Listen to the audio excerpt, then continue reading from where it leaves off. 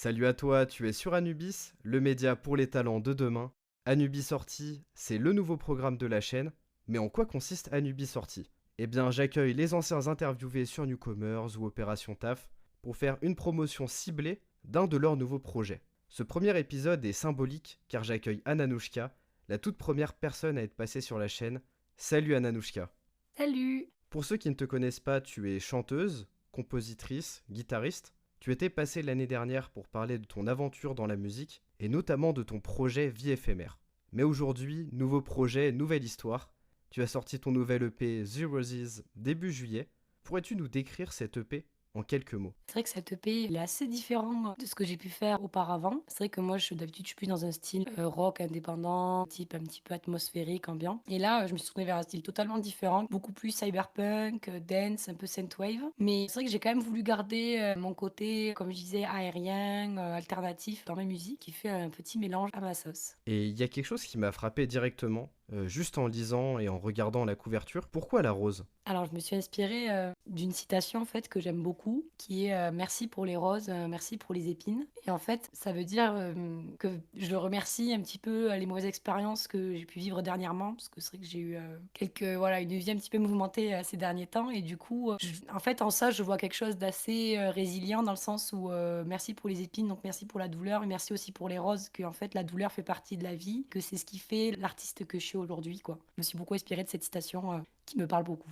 Et les roses, tu les vois plutôt comme des entités physiques ou alors peut-être comme des moments de la vie, des émotions, des sentiments? Ouais, plutôt comme ouais, des émotions, des sentiments, période quoi. En tout cas, la période de ma vie là que je viens de traverser, début 2024, clairement, ouais.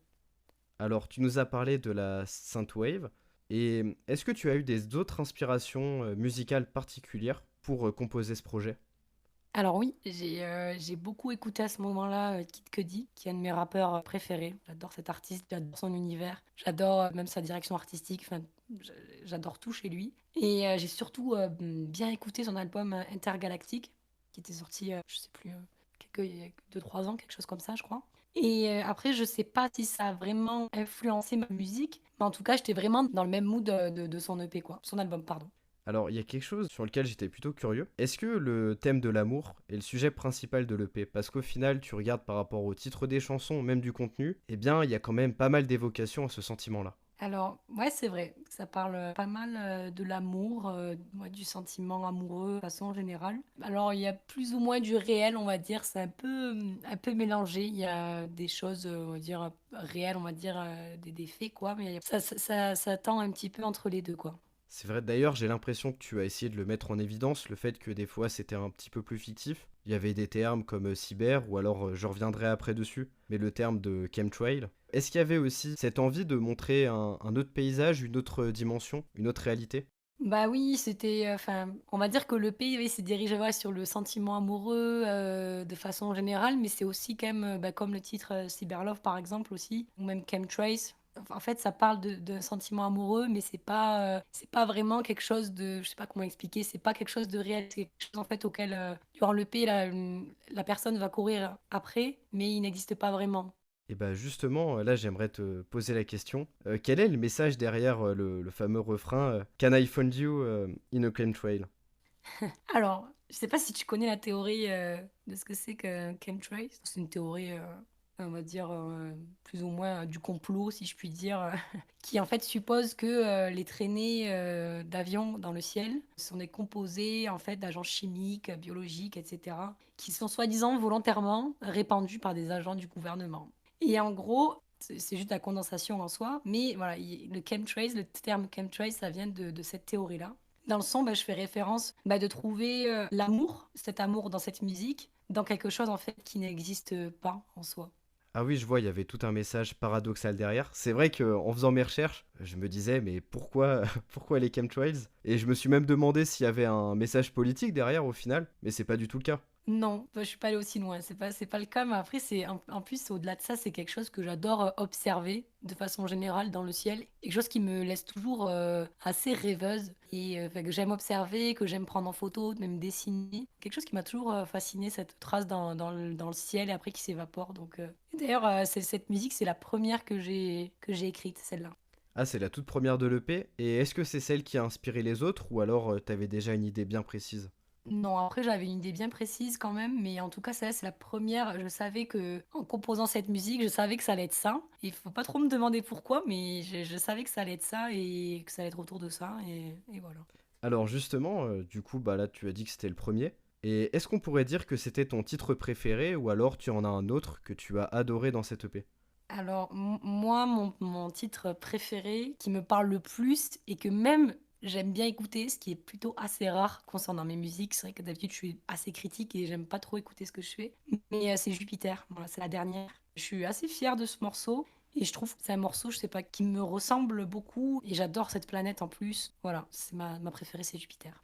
Ah, moi, ce qui m'avait frappé sur Jupiter, c'est le fait qu'au final, ça se rapproche plus de ton univers personnel. On avait toujours un petit peu cette vibe de l'EP, mais globalement, ça ressemblait d'autant plus à toi. Ça, c'est vraiment ce qui m'avait frappé sur Jupiter. Ouais, peut-être le côté, ce que j'y avais, c'est une musique où il y a beaucoup plus de reverb, de pad et tout ça. C'est une musique quand même beaucoup plus ambiante que les autres, sûrement, même au niveau des drums et tout. Donc c'est peut-être ça qui fait cet effet-là, carrément. Alors, on va changer de titre. Dans Cyberlove, pourrait-on plutôt parler d'un amour virtuel ou alors d'un amour fictif? Alors, c'est un amour plutôt fictif quand même. Et pareil, je me suis pas mal inspirée de l'histoire de l'album de Kid Cudi, Intergalactique. Bon, lui qui vient dans son album, il vit un amour réel. Du coup, voilà, dans son album, ça parle d'amour. Le personnage, en fait, il en a peur. Et du coup, c'est vrai que moi, je m'identifiais pas mal à son... Enfin, je m'identifie d'ailleurs pas mal au personnage de l'album de Kid Cudi et à cette énergie-là aussi. Et du coup, voilà, Cyberlove, ça représente un petit peu cet amour fictif, notamment bien inspiré de l'Intergalactique, quoi.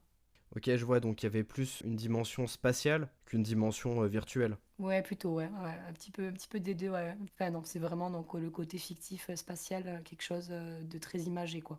Du coup, est-ce que tu as pu parler de vraies relations, de vraies expériences que tu as vécues dans cette EP? Est-ce que c'était mélangé avec des expériences virtuelles? Par exemple, certains sons se concentraient sur des vraies parties de ta vie et d'autres étaient plutôt dans cette autre dimension. Oui, il y a un petit peu des deux, carrément. Il y a un petit peu des deux. Cyberlove, Chemtrails, c'est clairement des chansons qui sont vraiment plus sur le fictif, quoi, si je puis dire.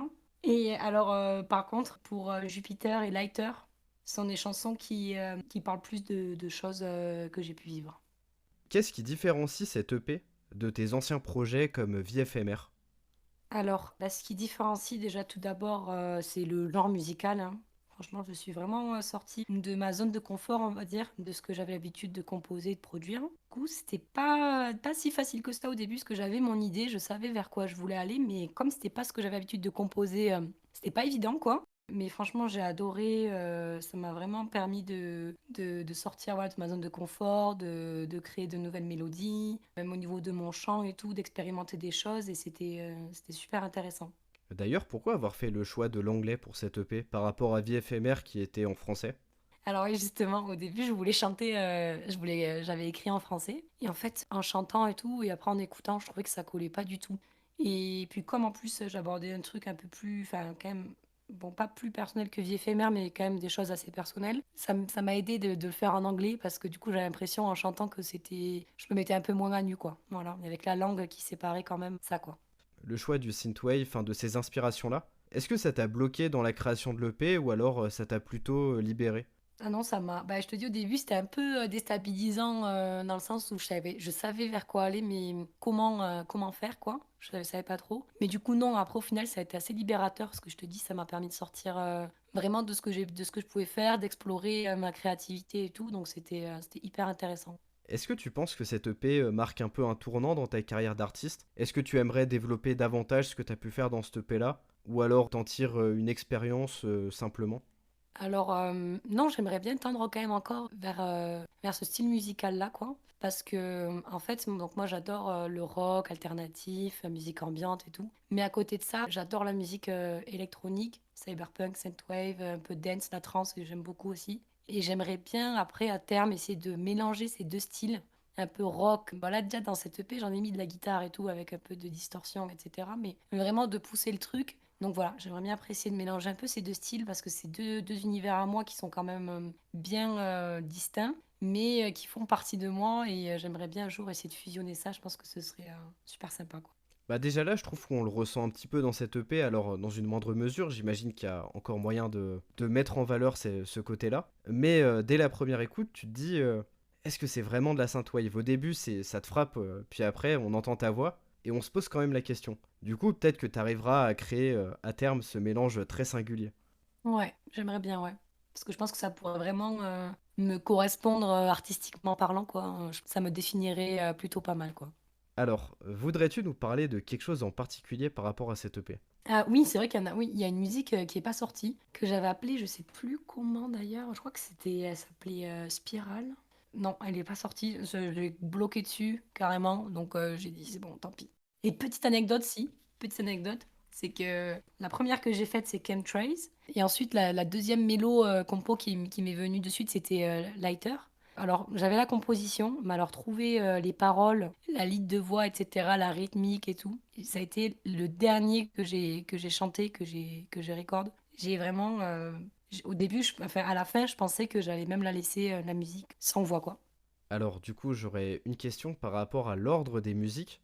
Est-ce qu'on pourrait dire que c'est un petit peu croissant au final parce qu'on commence avec Chemtrails, on est sur cette traînée de fumée et on finit carrément par Jupiter. Il y a quand même une différence de taille qui est monumentale. Oui, c'est voulu. Jupiter, je voulais que ce soit la dernière. Et parce que je trouvais déjà qu'elle sonnait vraiment comme musique d'outro, enfin, qu'elle sonnait vraiment comme quelque chose de, je te dis, de la résilience, un peu un truc genre, bon ben voilà, ça marquait vraiment la fin, quoi, tu vois. Et pour Chemtrails, pareil, c'est la première que j'ai écrite, composée, et je savais que ça allait être la première aussi, quoi. Mais ça, c'est super frappant parce qu'on, même sur Vie éphémère, t'as tendance à vraiment soigner tes intros et tes outros. Et ça, tous les artistes ne le font pas, alors franchement, faut le souligner. Ah bah, c'est gentil, ça fait plaisir que ce soit remarqué parce que moi, c'est quelque chose qui me tient vraiment à cœur. Qui a un début, qui a une fin. Et enfin, surtout la fin. Moi, c'est l'outro, c'est vraiment quelque chose sur lequel je mets. Même dans mes musiques, j'adore faire des outros qui ont un sens et tout. Genre, et là, pareil pour la fin de mon EP, je voulais vraiment que ce soit celle-là et voilà. Alors tu vas me dire si je me trompe, mais est-ce que tu aurais tendance à faire des intros un petit peu plus légères pour au final conclure sur une outro qui est assez lourde? Oui, moi je pense oui. Je fais quelques intros, mais très souvent, c'est vrai qu'elles sont courtes. À part pour, je crois, il me semble pour c'est Cyrus ou Soft, je sais pas quel des deux, j'ai fait une intro un peu plus longue. Mais après, quand même, reste les outros. J'adore faire ce côté un peu avec de l'écho, de la reverb, des pads, un truc vraiment hyper aérien, quoi, tu vois, où tu peux te perdre un petit peu à la fin de la musique, quoi. Et en fait, comme moi, c'est quelque chose que j'apprécie dans la musique aussi, dans mes écoutes musicales. Je pense que du coup, c'est pour ça que j'aime le retransmettre dans mes compositions, quoi. C'est vrai que franchement, je vous invite à aller l'écouter et surtout d'écouter tout l'EP puis ensuite d'écouter l'outro. Le rendu, il est complètement différent. Ça, c'est la réflexion que je me suis fait parce qu'au début, j'avais enchaîné tout l'EP et le lendemain, j'avais écouté Jupiter seul et j'avais pas du tout la même impression. Franchement, ça a été super bien construit et super bien amené là-dessus. Mais merci, ça fait plaisir. Alors, on va terminer là-dessus. Est-ce que tu aurais un petit mot de la fin à adresser aux auditeurs? Bah déjà, merci pour votre écoute et merci à toi aussi pour ce podcast. Et puis, je vous invite du coup à écouter mon EP qui est disponible sur toutes les plateformes de streaming, espérant qu'il puisse vous emmener loin dans vos pensées et surtout vous amener dans mon univers avec moi en espérant que vous passerez un agréable moment. Donc, Zeroziz, vous aurez tous les liens dans la description. Donc, Spotify, Apple Music. Oui, ouais, sur toutes Deezer, Apple Music, YouTube. Super, il y aura tous les liens dans la description. Si vous êtes intéressé par participer au nouveau programme Anubis sorti, une fois que vous avez terminé un épisode de Newcomers sur Anubis, et bah vous pourrez aussi vous lancer dedans. En tout cas, on en a fini pour cet épisode. Merci à toi Nanouchka, Merci à toi. et on se retrouve bientôt pour un prochain épisode sur Anubis.